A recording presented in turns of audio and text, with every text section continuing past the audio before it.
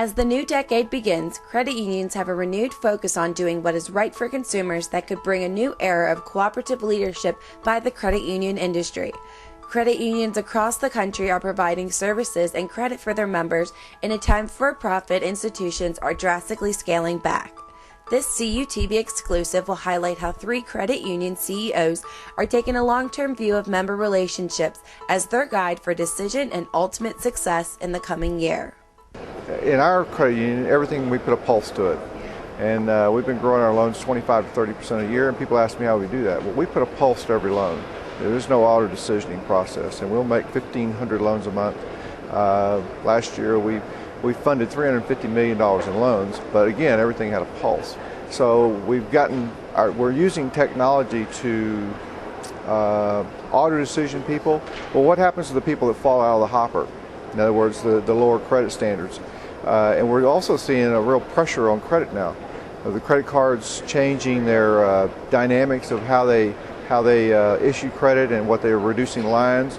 A person could have a high beacon score or a high credit score, and with a reduction in line, no fault of their own, their score could drop.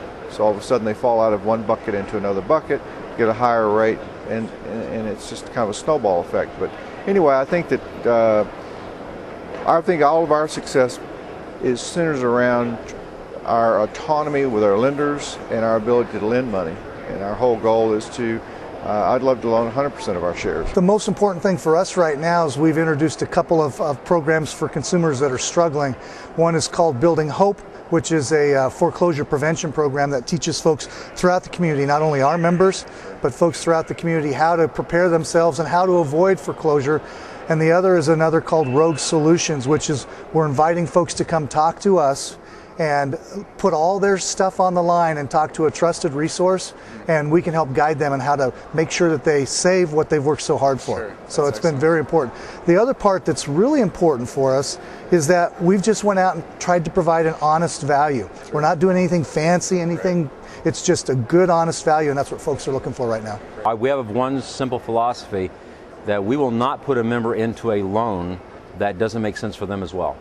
We will not put them in a situation that's going to cause their personal financial situation to deteriorate. I guess the one thing that we have done differently is really reaching out to members proactively as we are monitoring. We see early signs of stress in their behavior.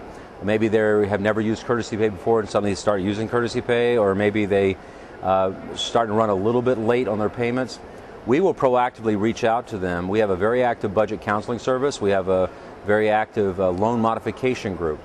And we will reach out to them in advance and try to catch them before they start spiraling too far down. Because we found if we can get a hold of people early and we can work with them, then we can actually make a difference and give them a pathway out there. We have some neat anecdotal stories that we've told within the credit union, and we kind of rally around those stories and we share them so to get all of our tellers and all of our member service people really focused on listening for the cues.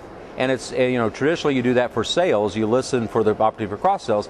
We're saying listen to the cues for distress. And when you see that, let's get them over to somebody that can help them. And we've had some nice stories to tell, some where we've actually turned it around for a few members.